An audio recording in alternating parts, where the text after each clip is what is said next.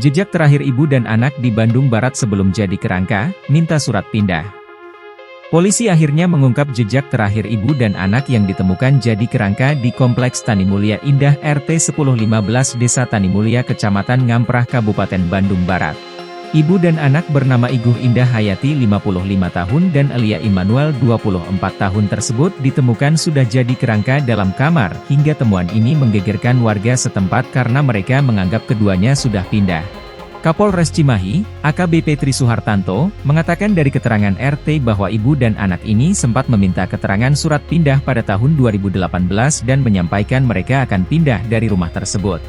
Rumah mereka juga akan dijual, makanya masyarakat sekitar juga tidak mencurigai keduanya meninggal dunia di rumah, ujarnya saat ditemui di Mapolres Cimahi, Kamis, 1 Agustus 2024.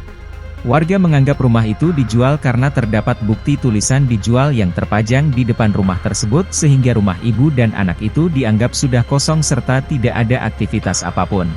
Kedua memang tidak ada yang mencurigakan karena di depan rumahnya itu dituliskan dijual sehingga masyarakat sekitar tidak mencurigai, kata Tri. Kemudian warga juga tidak mencium bau mayat dari rumah tersebut karena ada berbagai faktor yang bisa menyebabkan mayat ibu dan anak tidak mengeluarkan bau yang menyengat hingga akhirnya jadi kerangka.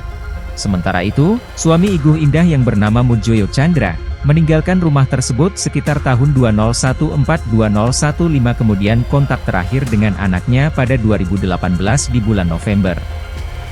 Download Tribun X sekarang, menghadirkan lokal menjadi Indonesia.